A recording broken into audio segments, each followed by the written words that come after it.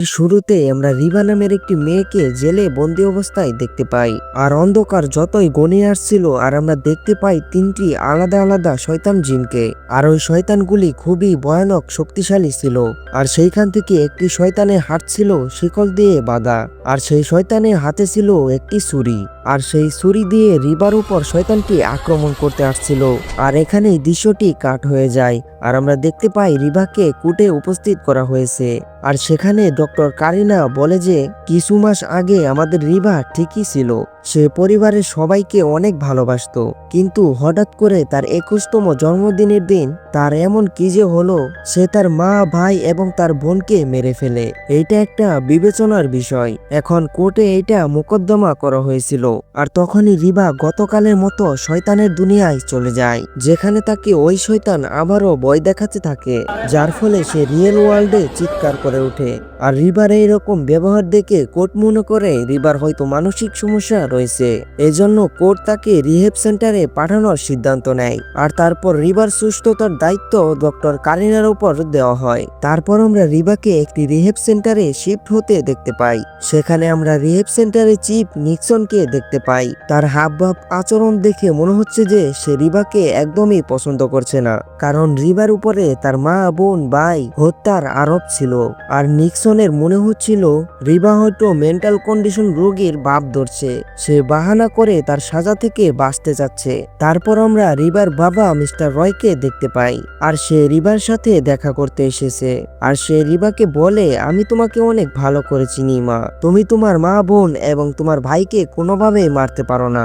সেই রাতে তোমার সাথে কি হয়েছিল তা তুমি আমাকে পুরোপুরিভাবে খুলে বলো, যাতে করে আমি তোমাকে বাঁচাতে পারি। রিবা তখন বলে, সত্যিটা আমি যতই বলি কেউ আমার কথা বিশ্বাস করছে না। আমার সাথে যা হচ্ছে সেগুলো সব শয়তানের কাজ বাবা। তিনটি জিন সারাক্ষণই আমার সাথে থাকে। আমি যখনই চোখ বন্ধ করি তখনই তারা আমার সামনে এসে ভয় দেখাতে শুরু করে।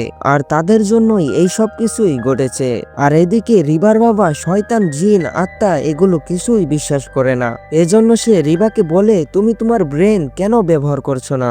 এইসব শয়তান, আত্মা, জিন কোনো কিছুই দুনিয়াতেই নেই। আর এইটা বলে সে সেখান থেকে চলে যায়। আর তারপর সিন শিফট হলে আমরা রাতের সিন দেখতে পাই, যেখানে কিনা নিক্সন সকল রোগীর রুমে গিয়ে চেক করছে তারা ঘুমিয়েছে কিনা। আর সে যখন রিবার রুমে যায় সে দেখতে পায় রিবা এখনো জেগে আছে, কেননা শয়তানগুলো তাকে ঠিকমতো ঘুমোতেই দিচ্ছিল না। যার কারণে নিক্সন তাকে বলতে থাকে, এখানে এই রিহাবের সকল নিয়ম তোমাকে মেনে চলতে হবে, আর সেই অনুযায়ী তোমাকে রাতে তাড়াতাড়ি ঘুমোতে হবে। আর রিবা নিক্সনের কথায় কোনো জবাবই দিচ্ছিল না। আর তখন নিক্সন রেগে গিয়ে বলে, তুমি পুরো দুনিয়াকে বোকা বানাতে পারবে কিন্তু আমাকে না। আমি জানি তুমি একেবারেই সুস্থ, আর তুমি শুধু তোমার সাজা থেকে বাঁচার জন্য নাটক করছো। আর এই কথা বলেই নিক্সন সেখান থেকে চলে যায়। আর এখানেই সিন শিফট হয়। আর আমরা কিছুদিন পরে দেখতে পাই দেবী নামের একটি মেয়ে, যে কিনা রিবারই বেস্ট ফ্রেন্ড, সে তার সাথে দেখা করতে এসেছে। যেখানে রিবা দেবীর সাথে দেখা করে অনেকটা রিল্যাক্স ফিল করতে থাকে।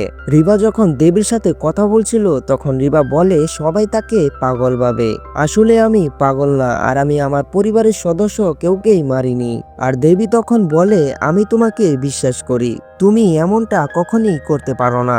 তখন রিবা দেবীকে বলে, তুমি জানো আমাকে চিন্তা শয়তান প্রতিনিয়ত ভয় দেখাচ্ছে, যাদের মধ্যে একটি বাচ্চা, একটা বুড়ি, আরেকটা সেটা ছিল সবচেয়ে ভয়ানক, আর সেটার হাতে একটি ছুরিও থাকে। আর সেই সবগুলো জিন মিলে আমাকে মারার চেষ্টা করে। আর এইসব কথাবার্তার মাঝে সেখানে নিক্সন চলে আসে। আর সে দেবীকে বলে, এখন কথা বলার সময় শেষ। আর দেবী তখন নিক্সনের কাছে আরেকটু সময় চায়। আর নিক্সন তখন সাথে সাথে মানা করে দেয়। আর দেবী তার সাথে এই ব্যাপারে তর্ক করতে গেলে তাকে বের করে দেয়। আর তারপর রাতে সবচেয়ে ভয়ঙ্কর আত্মাটা রিবার উপর আবারও আক্রমণ করে দেয়। এইবার জিনটা রিবার উপর ছুরি দিয়ে আঘাত করতে শুরু করে, যেগুলোর প্রভাব রিয়েল ওয়ার্ল্ডেও পড়ে। এর ফলে রিবাকে হসপিটালে অ্যাডমিট করাতে হয়, কিন্তু তারপরও রিবার উপর এই শয়তানি আত্মার আক্রমণ যেন থামেই না। আর বারবার ওই শয়তান আত্মাগুলো তার উপর আক্রমণ করতে থাকে, তাকে আবারও আহত করতে থাকে। আর এইরকমই যখন চলছিল তখন রেহাবের লোকরা মনে করতে থাকে রিবা এগুলো নিজের ইচ্ছাতেই করছে, তাই তারা রিবাকে বিছানার সাথে বেঁধে রাখে। আর এর ফলে রিবার উপর ওই শয়তান আত্মা যতই আক্রমণ করুক না কেন সে পালাতে পারবে না। অন্যদিকে আমরা দেখতে পাই দেবী আবারও ওই রিহ্যাব সেন্টারের ভিতরে আসে, আর সে তার সাথে একটি কবিরাজকেও নিয়ে এসেছে। কবিরাজ তার সাথে কিছু জাদু টুনার যন্ত্র নিয়ে এসেছে। আর যখনই সে সেখানে একটি শয়তানের রিচুয়াল শুরু করে, আর সেও তখন রিবার সাথে ওই শয়তানের দুনিয়ায় চলে যায়। আর সে ওইখানে গিয়ে জানার চেষ্টা করে আসলে এই শয়তান আত্মাগুলো কে। আর সে অনেক চেষ্টা করার পর জানতে পারে যে ওই শয়তানি আত্মাদের মধ্যে যে বুড়ি আত্মাটা রয়েছে তার নাম হচ্ছে ইমাক জন। আর সেই সাথে যে বাচ্চা আত্মাটি রয়েছে সেটির নাম হচ্ছে জুরেক জন। আর সেই ভয়ানক আত্মাটা যাকে শিকল দিয়ে বেঁধে রাখা হয়েছে, মানে সবচেয়ে শক্তিশালী আত্মাটা, তার নাম হলো গেমেত আরসন। আর তখন এই রিচুয়াল চলন্ত সময় ওই ভয়ানক আত্মাটা কবিরাজের দিকে এগিয়ে আসে। তখন কবিরাজ তাকে আটকানোর চেষ্টা করলে আর সে কোনোভাবেই তাকে আটকাতে পারে না। আর সেই ভয়ানক আত্মাটা কবিরাজের উপর আক্রমণ করে দেয়, যার ফলে কবিরাজও বুঝে যায় আসলে এই জিনটা কতখানি শক্তিশালী, একে সে সহজে তাড়াতে পারবে না। এই কারণে কবিরাজ রিবাকে বলে সে এই কেজে তাকে কোনোভাবেই সাহায্য করতে পারবে না। আর এইটা বলে সে সেখান থেকে চলে যেতে থাকে। কিন্তু যাওয়ার আগে কবিরাজ রিবাকে বলে যায় যে এই শয়তান জিনগুলো তার পিছনে এমনি এমনি পড়েনি, নিশ্চয় এই শয়তান জিনগুলোকে তার পিছনে লাগিয়ে দেওয়া হয়েছে। আর হ্যাঁ, এইসব বিষয়ে ওই শয়তান জিনগুলোকে কিছু বলি দেওয়ার ওয়াদা করা হয়। তখন রিবা বলে আমরাও কি ওই শয়তান জিনগুলোকে তার থেকে বেশি কিছু বলি দেওয়ার অফার করব, যাতে করে ওই শয়তান জিনগুলো এই অ্যাটাক করতে বন্ধ করে দেয়। আর তার উত্তরে কবিরাজ জবাব দেয় এগুলো করা এতটা সহজ নয়। আর এরপর সিন চেঞ্জ হলে আমরা দেবীকে দেখতে পাই সে লুকিয়ে লুকিয়ে রিবার বাবার পিছন করছে।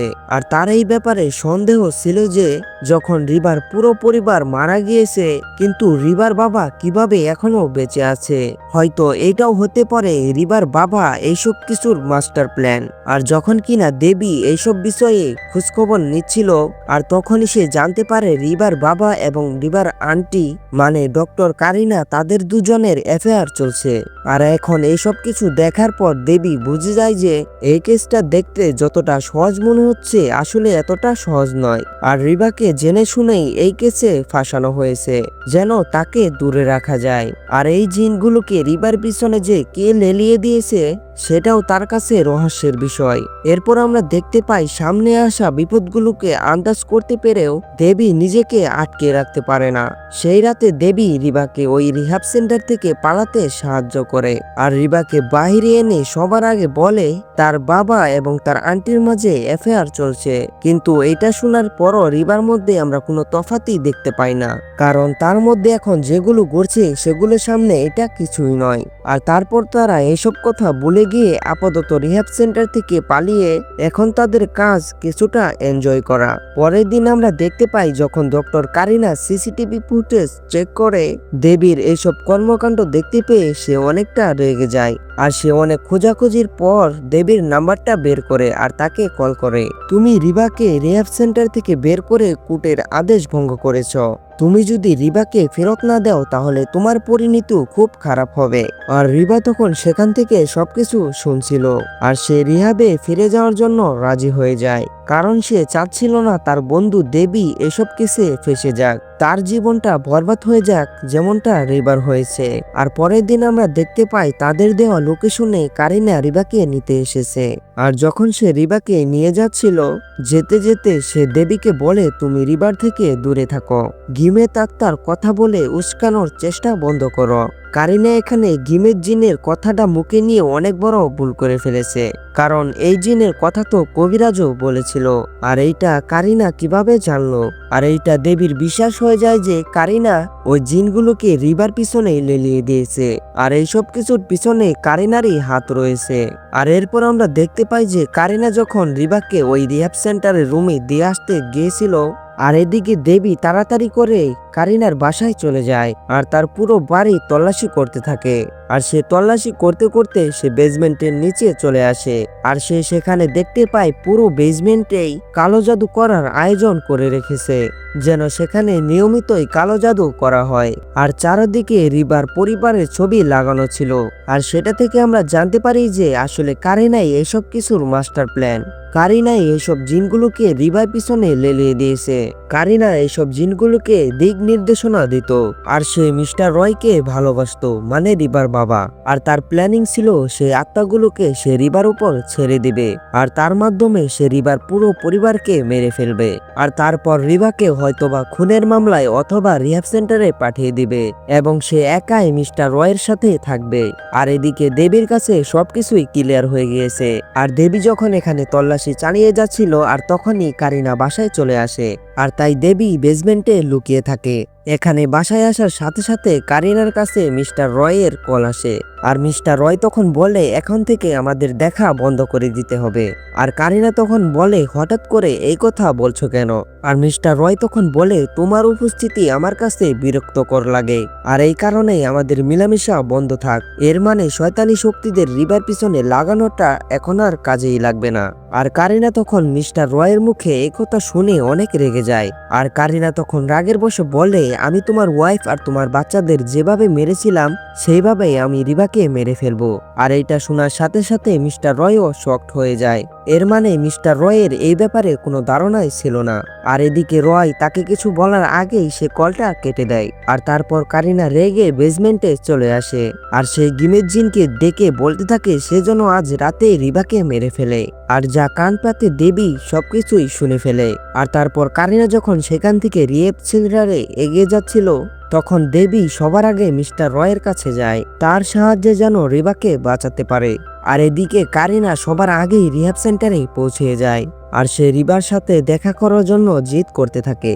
আর নিক্সন তখন কারিনাকে রিবার সাথে দেখা করতে আটকায়, কারণ এখন রোগীর সাথে দেখা করার অফিসিয়ালি সময় শেষ হয়ে গিয়েছে। আর তখন কারিনা রেগে গিয়ে নিক্সনকে আঘাতি করে। তারপর সে রুমের ভিতরে যায় যেখানে রিবা বয়ে বয়ে এক কোনায় বসেছিল। তখনই কারিনা গিবার জিনকে ডাক দিয়ে বলে এখনই যেন রিবার উপর আক্রমণ শুরু করে দেয়। তখন রিবার উপর ওই গিমের জিন আক্রমণ করা শুরু করে দেয়। এদিকে রিবা থেমে থাকে না, নিজের শেষ চেষ্টা হিসাবে জোরে বলতে থাকে আমি তোমাকে কারিনার চেয়ে বেশি কিছু দিব, মানে কারিনা তোমাকে কি বলি দিবে বলেছে তার থেকেও বেশি বলি দিব, শুধু তুমি আমাকে ছেড়ে কারিনাকে মেরে ফেলো। আর এদিকে যতই হোক গেমিত হলো শয়তান, আর সে তার লাভ বেশি দেখে তার দল বদলে ফেলে। আর সে রিবার অফারটা অ্যাকসেপ্ট করে নেয়, আর ঘুরে গিয়ে সে কারিনাকেই মেরে ফেলে। আর এই ঘটনার পর আমরা দেখতে পাই রিভার উপর থেকে সকল চার্জের উঠানো হয়। আর তখনই রিভার কণ্ঠে আমাদের একটি মেসেজ দেওয়া হয় যে কেউ একজন বলছে শয়তানি শক্তিদের বেশি একটা বিশ্বাস করতে নেই, বিশ্বাস তো এক আল্লাহর উপরেই করতে হবে। কেউ যদি কোনো শয়তান আত্মা দিয়ে কোনো কাজ হাসিল করার চেষ্টা করে, বিশেষ করে খারাপ কাজ, এটাও ভাবা উচিত সে যে সময় তার দল বদলাতে পারে। মানে শয়তানকে কোনো মানুষ যখন প্রথম জনে থেকে বেশি অফার করে তাহলে তারা যে কাউকেই মারতে পারে। আর এইখানেই মুভিটা শেষ হয়ে যায়। তো কেমন লাগলো আজকের ভিডিও অবশ্যই কিন্তু কমেন্টে জানাবেন। আর এই ফুল মুভিটা দেখতে চাইলে আমাদের টেলিগ্রামে জয়েন হতে পারেন। দেখা হচ্ছে অন্য কোনো ভিডিওতে, সে পর্যন্ত সবাই ভালো থাকুন, সুস্থ থাকুন, আল্লাহ হাফেজ।